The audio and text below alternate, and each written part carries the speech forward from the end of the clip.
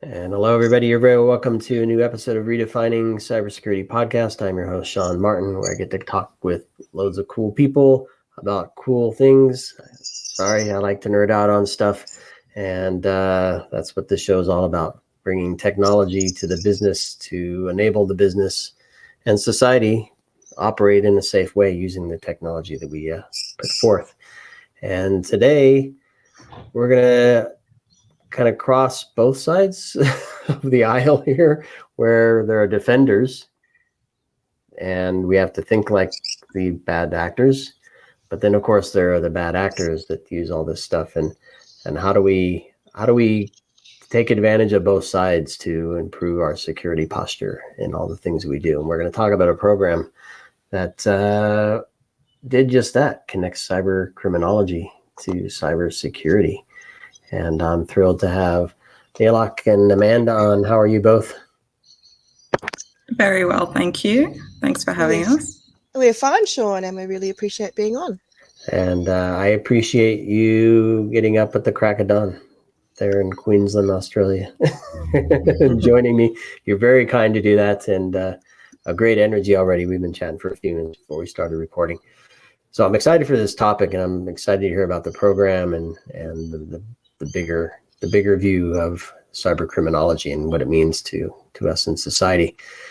Before we do that, though, a few words from each of you. I'm gonna start with you, Nyalok.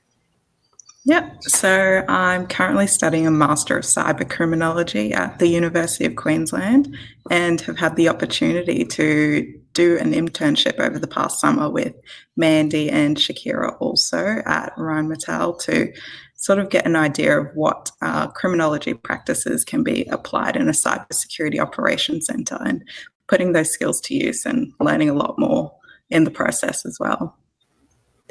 Interesting. And I'm thrilled to have you on. And Amanda.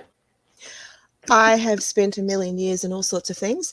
I was a civil servant for a long time, and I've worked in fraud prevention and intelligence.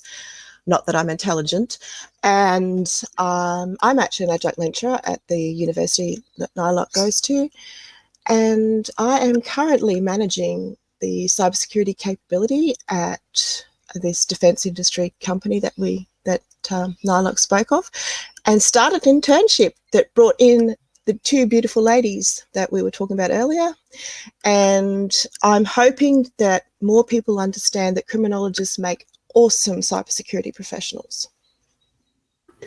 I'm excited to learn how and why that is. And this is inspired by a post you did on LinkedIn. I'll include a link to this where you mentioned this connection and this internship. And it caught my attention. And I thought, one, it's an interesting topic. Two, I like the idea of internships where we're learning, and I presume the students and the interns bring something fresh and new into the program as well, to make us or help us think differently.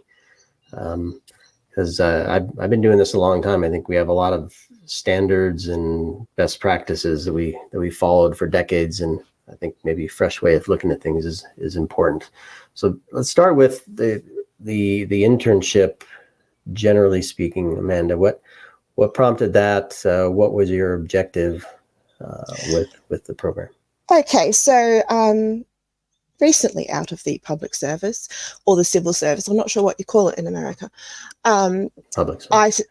Public service, yeah. So I started this company, and it's a defence industry company, and it's my first ever private sector job. And I said to them, I'd really want to be part of something better. I want to do something to future-proof our cybersecurity industry. And I found out that one of my colleagues had already started an internship for engineers. And I said, could I piggyback on that and do one for cybersecurity? And she was very, very helpful. And because she'd already had all the social elements involved. I'm not very good with the social elements, the student barbecues and things. I'm not into that. And she was very, very kind and said I could piggyback onto that. And I said, right, let's start this. And I business cased to my then manager about why we need interns in this. And then I prepped my team and said, you're going to be mentors, and I'll send you to mentor training because this is a good thing we're doing. And then we opened it up. And when we opened it up for candidates to apply, I said, I don't want a narrow field. I don't want students that are just cybersecurity. I'm opening this up to people that have studied intelligence and counterintelligence and policing and criminology, because my career is eclectic and I bring all of that to what I do now. And I like diverse thought. Like you said, the interns bring in diverse thought, and I like diversity of thought to solutions to problems. And then we had such a huge amount of students who had applied, and it was so wonderful to see. I interviewed a lot of them, and it was the criminologists that actually shone, because the cybersecurity students kept thinking about vendors. They kept naming vendors, that they were used to this vendor appliance, and that's what made them good. Whereas the criminologists were going, yes, but the criminals are doing this, and this is how they're doing it, and this is why they're doing it, which made me very, very keen to have our criminologists involved. But I want to future-proof this workforce. I don't believe necessarily that there's a gap in the cybersecurity skill set, but I believe there's a gap in how employers think about who they want to hire for these. And I have been very adamant for a very long time that we future-proof not only our workforce, but how our employers think about our workforce. And so that's why I started this internship. Well, I have to say it's encouraging that you had so many people apply from outside of, a lot within, sounds like, cybersecurity, but also outside of. I think that's super cool, and I'm glad that this unique way of looking at things caught your attention, and you embraced it, right? You I think you might have a little teaching criminology. You might have a little, I won't say bias, but an attraction to that anyway, perhaps. But I'm wondering, Nyalok, when you applied and began to engage, did you have any preconceived notions of what it might be like, what you're getting into? Did you try to force the way you think into what you thought they might want to hear, what Amanda might want to hear as part of the program, or did you just let yourself be who you are and what you know and see where it took you? I'm curious.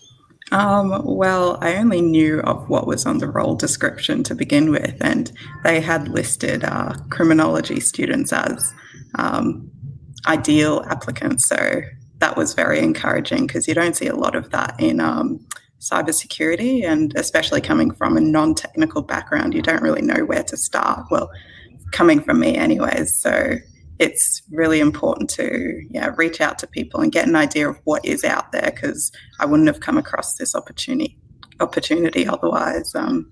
But definitely didn't try and fit my thought to what I thought the program runners or Mandy or whoever would want to hear. It just happened so that coming from a criminology background, those skill sets had already sort of matched up with what they're looking for in the cybersecurity field anyways. I love it. Well, let's go there, Amanda. That connection. Talk to me about what you teach as part of your course, your curriculum, and how that connects so well to cybersecurity. Well, I have the honour of being an adjunct at University of Queensland, and I lecture for some of the courses on cyber war, which is very, very interesting to me, how cyber war is now the thing rather than kinetic war.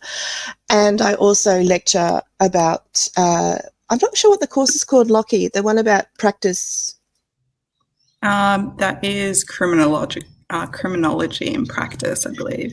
Yeah, so there I was. Apologies to everybody, it's very early for me. So I actually talk about intelligence and the intelligence cycle and how you apply that to cybersecurity. And it is for the criminology field. And when I engage with students, and I've been doing this for quite a few years, and I have guest lectured at other universities too, usually on the same subjects, I had noted that these students had the right mind bent for this kind of work, for cybersecurity, because they did not have the cognitive bias that to be a cybersecurity professional you had to code, or you had to use a certain appliance, a certain SIEM or firewall. Instead, they were looking at crime and victims of crime, which is exactly how a cybersecurity professional should think about. Lockie mentioned being technical. To me, I can teach anybody to code or anybody to use a computer or an appliance. That is just teaching a skill set. It's like learning to read, but I cannot teach how you think.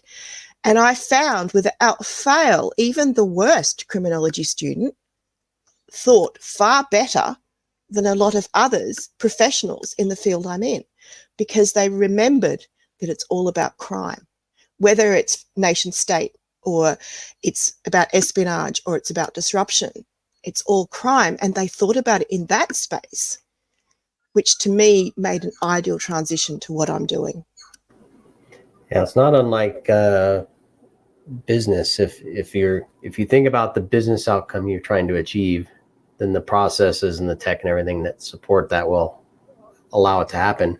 And same for crime, right? Crime as a business. If you think about what their ultimate goal is, what are they trying to achieve? Is it to steal data? Is it to sell information? Is it to grab a credit card? Whatever their objective is, that will help lead you to understand how they're working to achieve that, I presume. So I'm curious, and to me, that says story, right? That's a journey. I'm trying to go here, and this is my path to that. So I'm wondering, Nyalok, do you look at things like a story in terms of crime and how it happens? And I don't know, I'm thinking of like TV shows and things like that, where you're following along, trying to help break the case, right? I imagine I imagine a lot of listeners and people who think of criminology think of true crime and serial killers and things as well. But it's really more of the analysis and understanding external factors that contribute to someone offending and committing crime. So looking at their motivations and looking at the victims, re-victimization, and sort of things that contribute to recidivism as well. So things that lead to people reoffending in that particular type of crime. So it's a lot broader than looking at a specific case and following that story, because it can be quite complicated, as you can imagine. So you've got to consider different elements of crime and criminal behavior and criminal offending. So yeah, looking at people's environments and different theories. Of course, there are lots of principles in criminology and different theories from a lot of schools that you can look at a specific crime and they might look at it differently and weave a different story, as you might say. But yeah, it's definitely a lot broader than a particular narrative, I'd say. Can you give an example, either something directly tied to the studies and the work that you did at the internship, or maybe even something outside of criminology in just everyday life that people are going about their business and might think that way and don't realize it? Because I think it's super interesting. Mm-hmm. Even I didn't even think of it as I was describing my thoughts of what it might look like. Any examples? So something you might do as someone who wants to protect themselves from crime is you grab your keys and you go out of your house and you lock your door. So you're doing something preventative to reduce your chances of being victimized. So you're trying to stop people breaking into your windows and getting into your house. So those are the actions you're taking as someone, like as a user who might lock their computer, to reduce your chance of being victimized. So there's a lot of, again, theories in criminology, like routine activities theory, where it might denote that people, if had the opportunity, would take the opportunity to commit an offence. So it's about understanding people's behaviours and different sort of factors that would eventuate to a crime occurring. And how do you bring that out in the lectures and coursework that you do, Amanda? How do you get that? Assuming people that enter that have a natural inkling to do that, how do you help shape that to where it's powerful in terms of? I often use real case studies and ask them to tell me, because these lectures at this university, they go on forever. They're like 3-hour lectures. So no one's going to stand there in front of the class and just rant. It's too exhausting and boring. So I'll often present a case study and ask them to tell me what they think about it, or for them to analyze it as if they were intelligence analysts, to tell me how they're applying their theories to it, and to teach me. And it seems to work very well. It's the same model I use when I'm training staff about things. I actually expect them to come with a certain level of knowledge or their own framework, give them the case study or give them the example, and ask them then to apply their thoughts or theories to this. And it makes them think for themselves, and they actually bring out new things that I haven't thought of. So it's kind of a win-win. Interesting. So you're applying some of your lecturing skills to the staff in the business. Yes, I don't know. Some people say I'm an educator, but I just there you go. I just like to engage people in a way that works. I have suffered through far too much training over the years, having been a public servant where you have compulsory training. That was so boring, I'd rather eat my hands than sit there listening. And I never, ever want to do that to anyone else. So the way I lecture is also the way I do training for staff, where I'm engaging them and making them do a lot of the work, because people want to be able to do something and they want to contribute. And if you're standing there in front of them inviting contributions, then they become very, very enthusiastic and they learn from that. I actually had a staff member in the office this week come up to me and reminded me about a session I had run for them that was just when I had started a year or so ago, and I didn't even recall it myself. And he's telling me how much he learnt. And that whole thing was basically two slides from me, because the cohort had to do the work. So it's a model that works for me. It's amazing. It's amazing. I love it. There's something to be learned there, I think. And so with the internship, I don't know if you want to read, not literally, but read the job description, because what I'm trying to understand is what was your objective? What did you hope to get out of the students, Shakira and Nyalok, joining the group? Were there specific actions or tasks or planning, or were they running part of a project, or are they sitting in the SOC looking at? Oh, they did a lot of things. So I, again, because I don't like being bored and would never want someone else to be bored, I had spent a lot of time and energy in my own time creating things to make it fun and entertaining and educational for them. I created collector cards. So every week they had a collector card, and it looked like those old gamer cards. Lockie, you're far too young. Sean, you're more my age group. Those old gamer cards. And I made them so that they had at the front something like SEAM or the CIA information triad, things like that, with a very, very brief explanation. And on the back, the interns had to note what that meant to them. I didn't want them to go and do a search and just reiterate something. I wanted them to apply that, what it meant to them and what it meant to where they were. So they had that once a week. They had one-on-one mentoring once a week. They had a major project that they had to each do separately. They had to decide a project that they had to then present to the whole intern cohort. A mob of engineers, I believe, they had to present to. They also were part of my team. I treated them as part of my team, and I hired one of them, and I'm very much hoping to get Nyalok back as well. And so they were involved in the team strategy planning for that year. They're involved in, if there was an intelligence, we do a lot of open source intelligence, not just about cybercrime actions, but we support our physical security brethren. So we do open source intelligence. I threw them at them because, hey, these interns are brilliant. They were a resource and they wanted to know real work. So they got that. They did intelligence briefs for me. They did a threat briefing, which was absolutely amazing. They also got involved with the appliances we use, and note that the appliances we use right at the bottom of this, because they're just tools. So it was more about how they thought and what they did. And they both produced a zine, a little tiny magazine each that we handed out to some people, and we had it on PDF. that was for cyber culture and awareness, which went down very well. And Nyalok got heaps of email engagement from it as well, because she put little puzzles in there, which are absolutely brilliant.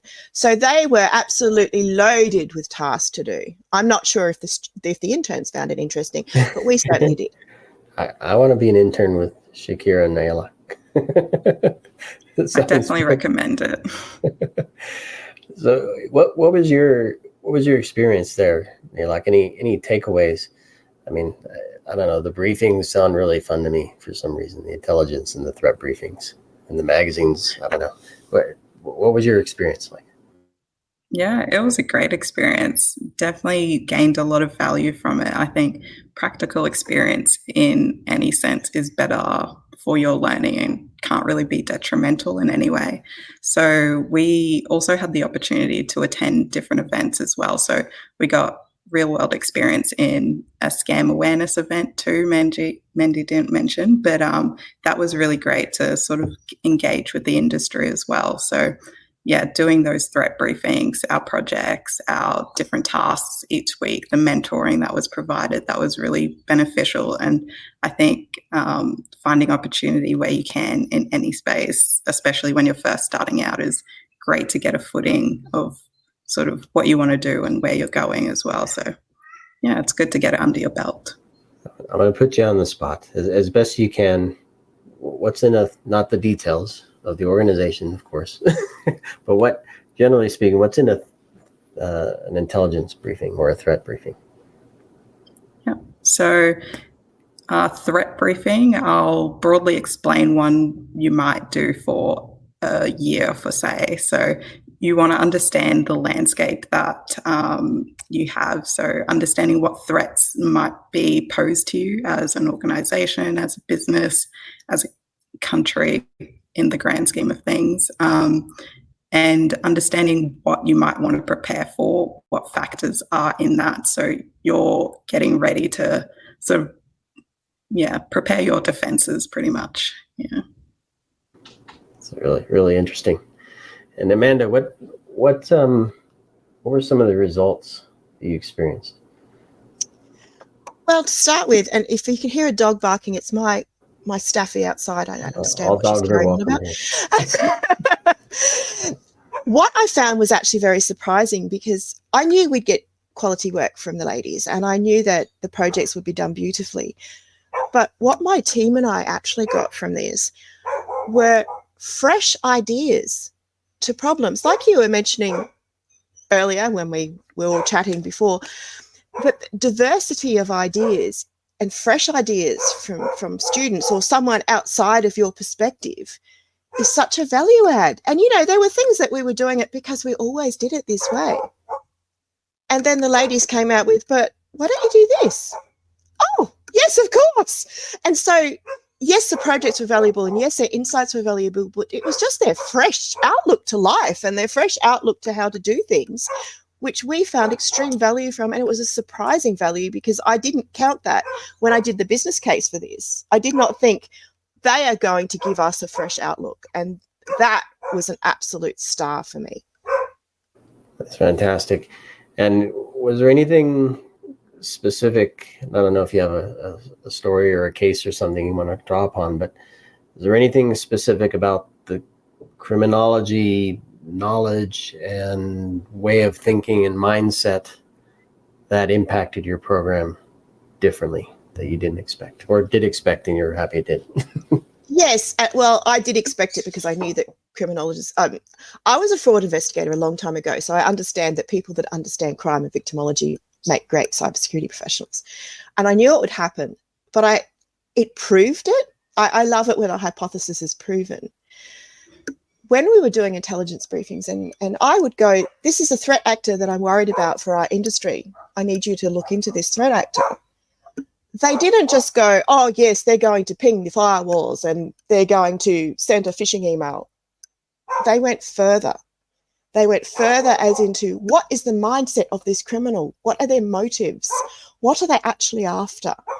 What do we expect to see from them? How will this emerge? Because crime emerges, it changes. And so what we got from them as criminologists was such a wonderful briefing on threat actors, because they looked beyond the usual. A stereotypical cybersecurity report would be, oh yes, they ping your firewall and they hit this port and they'll hit this appliance and they'll try and do this, and this is the malware they use. Well, that's irrelevant to me, because things change. The ports they hit change, their methods may change, but their motives, they're going to stay pretty true. So are they financially motivated? Are they after us because we are a defense industry and they want our information? The briefs the criminology students gave us were huge, because they were a value add, because they included those things such as motive and where they're from and who are they likely to work with. That gives us a better perspective on how to defend against it. And from there, you changed risk posture, risk assessment, and your policies and your controls. What did you do? Well, from those, we actually, because the ladies write recommendations in their intelligence briefs, which is what you would normally do, and we actually applied them, but we went further because we sent them to the IT team as well and said, okay, we've done our bit as per these recommendations. Now there's some stuff you guys have to do from these recommendations. And that has improved, and we're still using that model now. And I don't know, when did you guys finish your internship, Lockie? Was it February? It was February, yeah. Yeah. So we're still using the model where instead of me doing intelligence briefings, or Shakira, who still works for me, does intelligence briefings, and we just keep it within our team or within the security capability, we're taking it further now. We're going, hang on, IT team, you need to know this. HR team, you need to know this. And it is from the fresh perspective of the ladies in the internship, making us realise actually these recommendations are far more valuable to the wider community at work than just us. So that was a wonderful outcome as well. That's amazing. Nyalok, I'd love to hear what those, again, no secrets, but what the conversation with IT sounded like. Because I think it's a relationship that it requires a strong bond, right? That nobody has control of the other in either direction. So it's about presenting information in a way that's compelling and actionable. So tell me a little bit about those conversations, what they sound like. Yeah, so the two teams definitely do work together, but they are not the same team, which I think a lot of people may get confused about. So definitely two separate departments, and thinking of security isn't just technology and IT as it sounds, but thinking about security more broadly, you need to understand the physical aspects of it, because, yeah, both work in tandem quite closely, I'd say more so.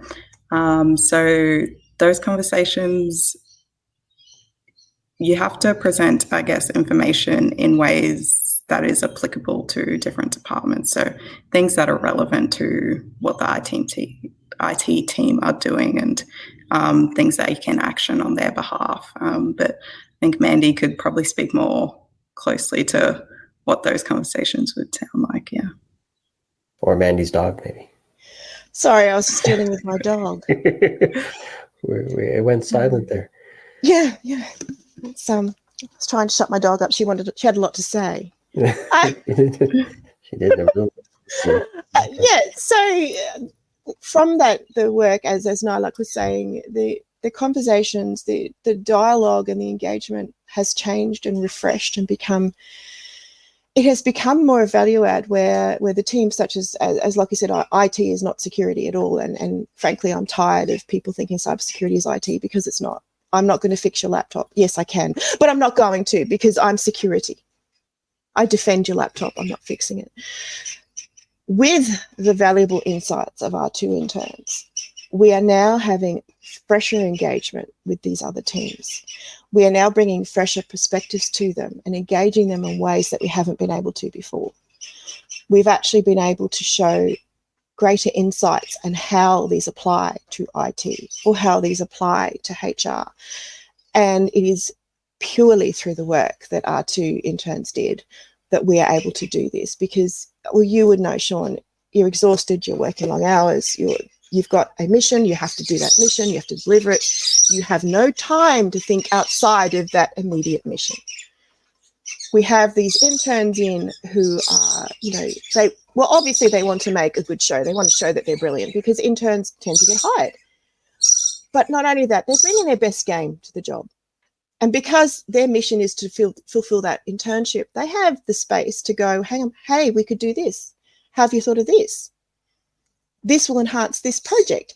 And from those fresh perspectives, it has now enhanced our engagement with the other areas because we have been forced to look outside of our mission and immediate remit to outside of that and go, okay, maybe we're engaging with IT wrong. Maybe we're engaging with the other teams wrong. How did the ladies do it in their internship? What did they do that engaged better? And taking that on board and still using those thought processes. And it isn't necessarily what they said, but how they did it and how they engaged and their embracing of the other teams and how those other teams would think has added value to how we continue the narrative with these teams now. I love it. I love it. I knew this was going to be a fun chat. I could tell. It's funny that a post, you can see through it sometimes and say, there's something cool in here. Amanda, I'm thrilled that you were able to pull this together, and Nyalok, I'm glad to have you on as well and to get your perspective, and congratulations on the internship and keep up the good work in your studies. And what's next for you? Well, hopefully graduating very shortly and joining the team again soon, maybe. Perfect. And Amanda, what's next for you in your program?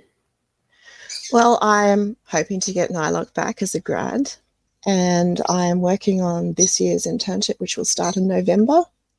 I want to put even more fun things in it because I don't like gamifying things because I find that personally patronizing, but what I do like is making people think outside the box. And I am very creative, as Lockie knows. And so I like to put creativity in things. I do not believe that just because you work in security or IT or any specific serious area that everything has to be serious. In fact, our whole office is decked out like Harry Potter, isn't it, Nyalok? I've got Harry Potter wanted posters everywhere, and it's the Ministry of Magic. So it's really important that you have a little bit of fun in it. So I'm thinking of different fun for the internship. And my personal projects at the moment is I'm writing another book. So I write books on cybercrime. One of them is on the reading list for a couple of courses, actually. But I'm writing a new one on cyber war, and I'm bringing my research that I'm using for that book into the things I do at work. So that's pretty cool too. So I probably will have in the intern program this year some work about intelligence about cyber war as well. Interesting. Well, congratulations on that. I know it's a journey, and the crossing of the publication is just the beginning often, right? And get it out there and get people to read it. So when you do that, please do come back, and we'll talk about the book and some of the fun stuff. Well, thank you. I didn't mean to make a plug. I was just no. linking my thought processes, which are erratic at the best of times. No, reading, learning, always fair game to spread the love there. So by all means, and your current book or books, we'll certainly share those as well.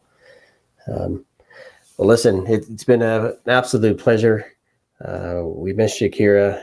Hope she's all right, and hopefully we'll have maybe another chance to chat with the three of you as something else big comes along. It'd be delightful, Sean. Yeah. And remember that I want you to write something for me. So and now we have it on the podcast that I have asked Sean to write something for me. Contributor to your magazine, Criminology. Audience, remember that I want Sean to write something for me. There you go. I'm on the hook now. Yeah, we'll link to your magazine as well, the Criminology magazine, which is cool. Thanks, Sean. And thank you for the opportunity to talk about this, because I think it's a very, very important subject, and it's important for students too to know that if they've studied criminology, they have such a wide career prospect ahead of them. Yep, seems like it. And with good mentors like you, I think we'll see more folks get encouraged and inspired to be part of this. And so thank you, Amanda, for doing that. Thank you, Nyalok, for participating and congrats on the internship, and best of luck with the final moments before graduation and all the good stuff. Absolutely. Thank you very much. All right. And thanks everybody for listening to this episode of Redefining Cybersecurity. Hopefully you think a little differently about your own program and perhaps maybe how criminology might fit in the way people think about how criminals act and what their motives are might shape your risk and security management programs accordingly. So anyway, thank you all for watching or listening, I should say, and please do subscribe, share, and we'll see you on the next episode. Thank you, Amanda. Thank you, Nyalok.